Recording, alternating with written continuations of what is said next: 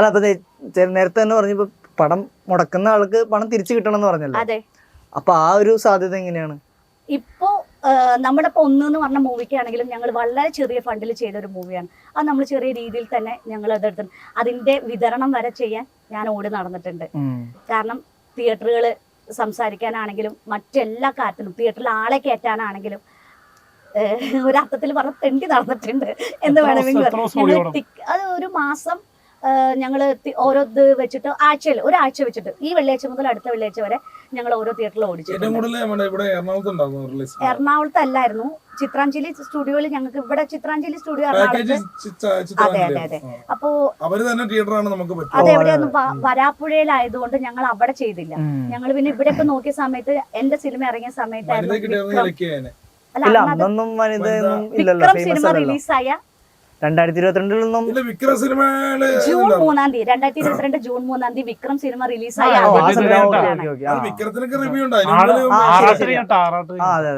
ആ സമയത്ത് ആയതുകൊണ്ട് ഞങ്ങൾക്ക് ഇവിടത്തെ കുറെ അല്ല റിവ്യൂ നേരത്തെ ഉണ്ട്.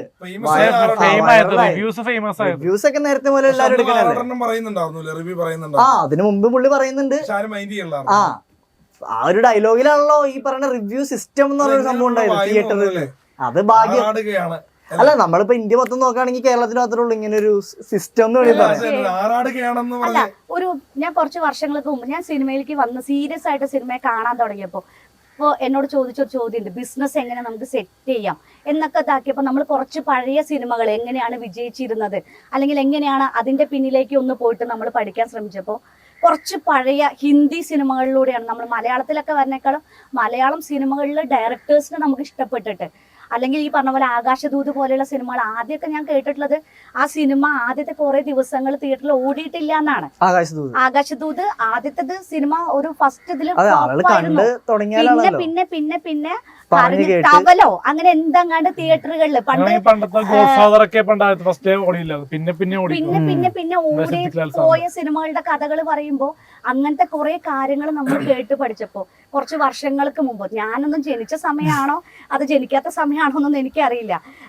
ഏറ്റവും കൂടുതൽ അമീർ ഖാന്റെ ഒക്കെ കുഞ്ഞുകാലം എന്ന് പറയുന്നത്. ഇപ്പോൾ അവരൊക്കെ അത്രയും ഏജ്ഡ് ആയിട്ട് നിൽക്കുന്ന ആൾക്കാർ, അവരുടെയൊക്കെ ചെറിയ പ്രായത്തിൽ 18-19 വയസ്സിലൊക്കെ സിനിമയ്ക്ക് വന്ന സമയത്തുള്ള ആർട്ടിസ്റ്റുകൾ, ഫീമെയിൽ ആർട്ടിസ്റ്റുകളുമായിട്ട് ഗോസിപ്പുകൾ ഇവർ സ്വയമായിട്ട് ഉണ്ടാക്കൂത്രേ. സ്വയം ശരിക്കും പറഞ്ഞാൽ ഇന്ന് ഉണ്ടാക്കേണ്ട ആവശ്യം വരില്ല, ഇന്ന് ഉണ്ടാക്കേണ്ട ആവശ്യമില്ല. ഇപ്പൊ ഗോസിപ്പ് വരും, ഗോസിപ്പ് എന്തായാലും വരും. ഇപ്പൊ എന്തായാലും ഗോസിപ്പ് വരും. ഇതുപോലെ ഒന്നും ഉണ്ടാക്കേണ്ട ആവശ്യം അന്ന് ഇവര് സ്വയമായിട്ട് ഉണ്ടാക്കുക. ഇപ്പൊ നിങ്ങൾക്ക് വേണമെങ്കിൽ ഞാൻ ജസ്റ്റ് ഇവനൊന്ന് ഹഗ് ചെയ്ത് നിൽക്കാം, നിങ്ങൾ വേണമെങ്കിൽ അതിന്റെ ഒരു ചെറിയൊരു സാധനം എടുത്തിട്ടോ ഗോസിപ്പ് തന്നെ ഞാൻ എയറിൽ കയറിക്കോളും. അപ്പൊ അലന്റെ പുതിയ അലന്റെ പുതിയ കാമുകിയാണ്, അലനുമായിട്ട് ഇപ്പോൾ അഫയർ അവിഹിതം എന്നുള്ള രീതിയിലേക്ക് ഒരു സാധനം ഇവിടെ വരും. ഞാൻ പണ്ട് ശോഭന ചേച്ചി ഞാനും ജോഡിയാന്നൊക്കെ പറഞ്ഞ് ഇങ്ങനെ ചിത്രഭൂമിയിൽ വന്നായിരുന്നു. ഏത് ശോഭന ചേച്ചി? അതാണ് ഞാൻ എടുത്ത് ചോദിച്ചത്. പെരേര ഇന്നലെ ലാലേട്ടൻ കാണാൻ വേണ്ടി പോയായിരുന്നേ, ഞാൻ കൊണ്ട് കാണിച്ചു കൊടുത്തു. ഞങ്ങളെ പിന്നെ എടുത്തായിരുന്നു തട്ടുകൾ ഇറക്കുന്ന ലാലേട്ടൻ. അതെ, അവിടെ എന്തായിരുന്നു സ്പെഷ്യല്? ഓംലേറ്റ്. ലാലേട്ടനെ കാണണമെന്ന് പറഞ്ഞോളൂ, ഞാൻ കാണിക്കാന്ന് പറഞ്ഞു. അപ്പൊ അതൊക്കെയാണ് കാലഘട്ടം. അപ്പൊ അന്നത്തെ ആ ഒരു ഇത് നോക്കുമ്പോ അപ്പൊ അങ്ങനെ ഫേമസ് ആയിട്ട് വരുന്ന ആൾക്കാർക്ക് അവര് അങ്ങനെ വെച്ച് സിനിമ ചെയ്യും. എന്തുകൊണ്ടാ ആ ഒരു ട്രെൻഡിങ്ങിൽ രണ്ട് കണ്ണും കൊണ്ട് നോക്കി. ഞാൻ കാര്യം പറയട്ടെ, ഈ പുള്ളിക്കാരൻ ഇദ്ദേഹം പറഞ്ഞോണ്ടൊരു കാര്യം പറയാം. സോറി മാഡം പറഞ്ഞോണ്ടൊരു കാര്യം പറയാം. ഈ ഒരു കാര്യം പറയട്ടാ, ഈ ആകാശദൂത് പടം പറഞ്ഞല്ലോ, നമ്മൾ ശ്രദ്ധിക്കാത്തൊരു കാര്യമുണ്ട്.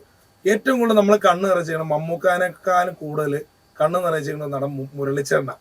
കാരണം ഞാൻ കഴിഞ്ഞ ദിവസം ആകാശദൂത് മാത്രമൊന്നല്ല അദ്ദേഹം ചെയ്തിട്ടുള്ള ചെമ്പക്കുളം തച്ചൻ, ആധാരം, ഭൂമിഗീതം, പിന്നെ നാരായം. അയ്യോ, എനിക്ക് ഏറ്റവും ഇത്രയും എന്താണ് എനിക്ക് ഇഷ്ടപ്പെട്ടത് മുരളി സാറ്, നരേന്ദ്രപ്രസാദ് സാറ്, എന്താണ് നമ്മുടെ രാജൻ പി ദേവ് സാറ്, അങ്ങനെ കുറച്ച് ആൾക്കാരുണ്ട്. അവരുടെ ശരിക്കും ഭയങ്കര മിസ്സിംഗ് ആണ്. കാണാക്കിനാവാണ് ഏറ്റവും ആകാശദൂതിനേക്കാളും കൂടുതൽ നമ്മൾ കരഞ്ഞു പോകും. കാരണം മുകേഷ് മുരളിച്ചേട്ടൻ കോംബോ ആയിരുന്നു, അടിപൊളി. കാണാക്കിനാവെന്ന് പറഞ്ഞ സിനിമയുണ്ട്. അലിൻ ജോസ് പേരുടെ അവസ്ഥ എന്ന് പറയോ, 80s-ലുള്ള ആളുകൾ പഴയ പടങ്ങൾ പറയുമ്പോ ഇവരെന്തായി പറയുന്നത്. അതൊന്നും റിവ്യൂ പറയാൻ മോനെ നീയും മറ്റേ എന്താണ് അയാളുടെ പേര് ആറാട്ടണ്ണനൊന്നും ഇപ്പോഴും വളർന്നിട്ടില്ല കേട്ടാ. അതൊക്കെ തൊട്ട് കണ്ടിട്ടില്ല കാണരുത്, ഒരു കാര്യമില്ല. നായകൻ മാത്രമല്ല, ലാലേന്റെ കൂടെ ലാൽ സലാം, മമ്മൂക്കാടെ കൂടെ കനൽക്കാറ്റ്, അങ്ങനെ കേളിയിൽ ജയറാമിന്റെ ഒപ്പം, ആധാരത്തിൽ സുരേഷ് ഗോപിച്ചേന്റെ ഒപ്പം. അതാണ് സിനിമ. ആ സിനിമകൾ കണ്ടുകൊണ്ടാണ് ഞാൻ വരെ സിനിമ ചെയ്യണം എന്നുള്ള ആഗ്രഹത്തില് സിനിമയിലേക്ക് വന്നത്. കാരണം ആ സിനിമകൾ കാണുമ്പോൾ എനിക്ക് എപ്പോഴും, നിങ്ങൾ എന്നോട് ചോദിച്ചു എങ്ങനത്തെ പടം ചെയ്യും, ഞാൻ ആദ്യം ചെയ്ത പടം അതാണെങ്കിലും ആ സിനിമ ഒരു കൂട്ടായ്മയിൽ മറ്റൊരു ടീമുമായിട്ട് നിന്നിട്ട് ഡയറക്ടർ എന്ന് മാത്രം എനിക്ക് ഫസ്റ്റ് വർക്ക് ചെയ്യാൻ കിട്ടിയ അവസരം. കഥയൊന്നും ഞാനല്ല, അല്ലല്ല, ഒന്നും ഞാനല്ല. അതിൽ ഡയറക്ടറായിട്ട് വർക്ക് ചെയ്യാൻ ഒരു അവസരം വന്നപ്പോൾ എനിക്കത് തട്ടി മാറ്റാൻ കഴിഞ്ഞില്ല. എന്തുകൊണ്ടാന്ന് വെച്ചാൽ ഞാൻ അതിനു മുമ്പ് 2022 മുമ്പ് വരെ ഒരു 2010 മുതൽ ഞാൻ ഒരുപാട് കഷ്ടപ്പെട്ടിട്ടുണ്ട്. ഞാൻ ജോലി ചെയ്തിരുന്ന പകുതി പൈസയും ഈ സിനിമയ്ക്ക് വേണ്ടി പിന്നാലെ നടന്ന് ചെലവാക്കിയിട്ടുള്ള. അതെന്താന്ന് വെച്ചാൽ ആങ്കർ ചെയ്യാൻ വന്നു എന്ന് പറഞ്ഞതാ. ഞാൻ ഇവന്റ് മാനേജ്മെന്റ് ഫീൽഡാണ് എന്റെ ശരിക്കും ഞാൻ വർക്ക് ചെയ്തിരുന്നത്. ഇവന്റ് കോർഡിനേറ്റർ ആണ്, സ്റ്റേജ് ആങ്കർ ആയിരുന്നു. അതിന്റെ കൂടെ ഞാൻ എന്താണ് ഒരു IT കമ്പനിയുടെ മാർക്കറ്റിംഗിലും എറണാകുളത്ത് വർക്ക് ചെയ്തിട്ടുണ്ട്. അങ്ങനെ ഞാൻ വർക്ക് ചെയ്തിട്ടുള്ള പല മേഖലകൾ, എന്റെ എക്സ്പീരിയൻസ് ഒരു 17 വർഷത്തെ സെയിൽസ് ഫീൽഡാണ്. ഞാൻ മാർക്കറ്റിംഗ് സോണൽ മാനേജറായിട്ടും മാർക്കറ്റിംഗ് മാനേജറായിട്ടൊക്കെ വർക്ക് ചെയ്തിട്ടുള്ള ഒരാളാണ്. അതെ, അത് ഞാൻ പറഞ്ഞില്ലേ, ചിത്രഗീതത്തിൽ നിന്നാണ്, ഈ കുഞ്ഞുനാള് മുതലുള്ള ചിത്രഗീതത്തിൽ നിന്നാണ് നമ്മൾ സ്റ്റാർട്ട് ചെയ്തത്. സ്കൂൾ കാലഘട്ടത്തിൽ ഓൾ ഇൻ ഓൾ ആണ്. ഡാൻസ്, മോണോ ആക്ട്, ഡ്രാമ, ശരിക്കും പറഞ്ഞ ആക്ടിങ്ങിലൂടെയാണ് ഞാൻ വന്നത്. അയ്യോ, ഇപ്പൊ ഒന്നും നടക്കൂല. ഇപ്പൊ ഞാൻ അങ്ങനെ ഒരു മൈൻഡിലൊന്നും നിൽക്കുന്ന, പെട്ടെന്ന് ചെയ്യുന്നൊന്നും പറഞ്ഞില്ല. ചെറിയൊരു കാര്യം പറയട്ടെ. ഇപ്പൊ ഞാൻ ഇതുവരെ ഒരു ഇന്റർവ്യൂലും പറഞ്ഞിട്ടില്ല. ഒരു കാര്യം പറയാം, നമ്മളിപ്പോ അനുപമ മേഡം പറഞ്ഞുകൊണ്ട് മാത്രം പറയാം. സിനിമ എന്ന് പറഞ്ഞാൽ നമ്മുടെ എല്ലാവരും ആഗ്രഹമാണ്. ഇപ്പൊ പെരേരയുടെ ആണ്, എന്റെ ആണ്, അനുപമ മേഡത്തിന്റെ ആണ്, എല്ലാവരും ആഗ്രഹമാണ്. ഞാൻ ചെറുപ്പത്തിൽ എന്ന് പറയും, ഇപ്പൊ മേഡം പറഞ്ഞ ചിത്രഗീതമൊക്കെ കണ്ട് അന്ന് ചിത്ര സിനിമയൊക്കെ ടിവിയിൽ വരുമ്പോ നമുക്കൊരു സന്തോഷമായിരുന്നു. ഇന്നത്തെ പോലെയല്ല, അന്നൊരു പാടല്ല, ഇല്ല അടുത്തുള്ള വീട്ടിലായിരിക്കും കാബൂളിവാല കാസറ്റ് ഇട്ട് കണ്ടത്. കളിയാക്കട്ടെ. അപ്പൊ ആ ഒരു കാലഘട്ടം പുള്ളി മറ്റേ അത്യാവശ്യം ഒരു ക്ലാസ് ആണല്ലോ, മറ്റേ പണ്ടത്തെ ആൾക്കാർക്ക്. അല്ല, എന്തൊക്കെ പറഞ്ഞാലും എന്റെ വീട്ടിലൊക്കെ TV വന്നിട്ട് അധികം കാലം ആയിട്ടില്ല. നമ്മളൊക്കെ പണ്ട് ഞാൻ പറഞ്ഞതാണ് സംഭവം. ഉപ്പണ്ണം പ്രദേശത്തൊക്കെ ഇറങ്ങിയില്ലേ, അങ്ങനത്തെ ഒരു കാലഘട്ടം പണ്ട്. അപ്പൊ എനിക്ക് സിനിമയിൽ എന്തെങ്കിലും ആവണമെന്ന് എന്റെ ഒരു കൂട്ടുകാരുണ്ട്, സാഗർ വാരപ്പെട്ടി, മിമിക്രി കലാകാരനാണ്. പുള്ളി ഇപ്പോഴുണ്ട്, മിമിക്രി കലാകാരനാണ്. ആദ്യമായിട്ട് ഒരുപാട് താരങ്ങൾ അനുകരിക്കുന്ന കണ്ട സാഗർ വാരപ്പെട്ടിയാണ്. അപ്പൊ പുള്ളി എന്റെ അടുത്ത് പറഞ്ഞു സിനിമയിൽ ചാൻസ് ഉണ്ടെന്ന് പറഞ്ഞു. അപ്പൊ ഇദ്ദേഹം പറഞ്ഞ പോലെ അപ്പൊ ഞാൻ പെട്ടെന്ന് ഞെട്ടിപ്പോയി. എനിക്കോ? അപ്പൊ പറഞ്ഞു 1000 രൂപ മുടക്കണം എന്ന് പറഞ്ഞു.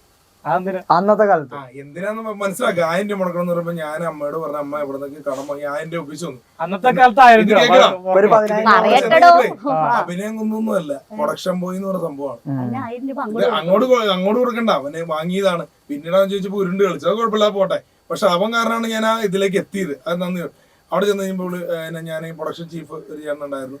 ചേട്ടൻ പറഞ്ഞു ഇങ്ങനെ ഇവിടെ ക്ലീനിങ് ആണ്, പാത്രം കഴുകുക, ലൊക്കേഷൻ ചെയ്യില്ല, ഫുഡ് കൊടുക്കുക. അപ്പൊ എന്റെ ജീവിതത്തിൽ കിട്ടിയൊരു ഫസ്റ്റ് മൂവാണ് കാശില്ലാതെ ജീവിക്കുക. കാശില്ലാതെ ജീവിക്കുക. ഇന്ന് നിങ്ങൾ ആ പടം കണ്ടു കഴിഞ്ഞാൽ എന്നെ വിളിച്ച് തെറി പറയും. എന്താ കാര്യം എന്ന് അറിയാം. ഇപ്പൊ ഞാനും ഇദ്ദേഹം ഇപ്പൊ ഒരു സംഭവം പറയാം, അതിനകത്തൊരു സീൻ പറയാം. നിങ്ങൾ കണ്ട തെറി വിളിക്കന്നെ. ഞാൻ പറയാം, ഞാനും അനുഭവം ചേച്ചി ഇവിടെ നിൽക്കുമല്ലേ, ഇവിടെ നിൽക്കുമ്പോൾ ആദർശം അവിടെ നിൽക്കുവാണെങ്കിൽ ആദർശിന്റെ സീൻ എടുക്കുമ്പോൾ ഞാൻ അവിടെ വന്ന് കഴിഞ്ഞ എന്തായിരിക്കും സീൻ എന്ന് പറയുന്നത്. ഞാനും മരുന്നിങ്ങനെ നക്കണ സീനുണ്ട്, അത് കൊള്ളാമെന്ന് പറഞ്ഞു. അപ്പൊ അത് കൊള്ളാമെന്ന് പുള്ളി പറയുമ്പോ പുള്ളിയുടെ അടുത്ത് ഞാൻ നിൽക്കണം, ഇങ്ങോട്ട് ചോദിക്കുന്ന സീനിൽ ഞാൻ നിൽക്കണം. ഈ പടം എഡിറ്റ് ചെയ്യാൻ നേരത്ത് ഇത് ഏതവനാണ് അവിടെ നിന്ന് വെച്ച് സീനുണ്ട്. ഇപ്പോഴും ഞാൻ ഈയിടെ യൂട്യൂബിൽ കണ്ടപ്പോ ഞാൻ തിരിച്ചു കത്തു. അതായത് ഈ മനുരാജ് വേഷം മാറി ഇങ്ങനെ മരുന്ന് പറയുന്ന സീനാണ്. മനാന്റെ കൂടെ ഞാൻ നിൽക്കണം, മനാജ് വീണമെന്ന് ചോദിച്ചപ്പോ ഞാൻ വാങ്ങിയിട്ട് നക്കണ സീനിൽ നിൽക്കണം. അപ്പം ആ സിനിമയുടെ കൂടിയാണ് ഞാൻ വന്നത്. ജഗതിച്ചേട്ടൻ ഒരു കാര്യം പറഞ്ഞു മറക്കില്ല. എന്നാന്നറിയോ, പാത്രം ക്ലീൻ ചെയ്ത് വിട്, അതായത് ചെറിയ എന്തോ ഒരു പൊട്ട പൊടിയുന്ന പുള്ളി കാണിച്ചത്, ഇതാരാ ക്ലീൻ ചെയ്യണമെന്ന് വെച്ചു. ശ്രദ്ധിച്ചു വേണം, ജോലിക്ക് എന്റെ ആത്മാർത്ഥമാണെന്ന് പറയും. നല്ല മനുഷ്യൻ. അങ്ങനെ അതിലൂടെ രസികൻ എന്ന് പറഞ്ഞ സിനിമയിൽ ചെന്നുപെട്ടു. കോതോങ്കൽ MA കോളേജിലായിരുന്നു ഷൂട്ട്. ഒരു ചെറിയ സീൻ കിട്ടി, ജയിൽ സീൻ കിട്ടി. പിന്നെ അതുപോലെ തന്നെ ഇവിടെ നമ്മുടെ പനമ്പള്ളി നഗറിൽ വെച്ചൊരു ഇടിസീനിലൊക്കെ ഉണ്ടായിരുന്നു. അന്ന് ദിലീപേട്ടൻ്റെ ഒരു നന്മ ഞാൻ കണ്ടു. ഒരു പേഷ്യന്റ് വന്നപ്പോൾ പുള്ളി മാറി നിന്ന് കുറച്ച് പൈസ കൊടുക്കുവാണ്. അങ്ങനെ നല്ല മനുഷ്യത്വം എനിക്ക് തോന്നി. അപ്പൊ അങ്ങനെ ആ ഒരു കുറെ സിനിമകൾ പ്രൊഡക്ഷൻ ബോയ് ആയിട്ട് സനുഷ എന്ന് പറഞ്ഞ കുട്ടിയില്ലേ ഇവിടെ സ്റ്റാർ സനുഷ കുഞ്ഞ് അതിന് എടുത്തുകൊണ്ട് നടക്കാനുള്ള ഭാഗ്യം എനിക്ക് ദൈവാനുഗ്രഹം കൊണ്ട് കിട്ടി. കൃഷ്ണപക്ഷ കിളികൾ എന്ന് പറഞ്ഞ രേവതി ചേച്ചിയുടെ പടം പെരുമ്പാവൂരായിരുന്നു ഷൂട്ട്. ആ സിനിമയുടെ അതില് സനുഷയുടെ അച്ഛൻ സന്തോഷേട്ടൻ കണ്ടോട്ട് ഒരു കുഴപ്പമില്ല.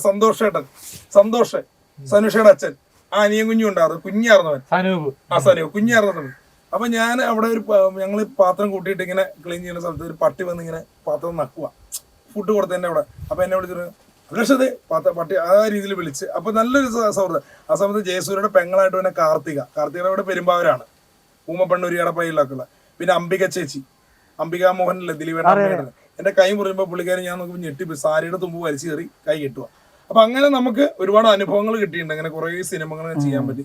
ബ്ലാക്ക് എന്ന് പറഞ്ഞ പടത്തിൽ ഞാനുണ്ട്. അതായത് മമ്മൂക്ക അതിനകത്ത്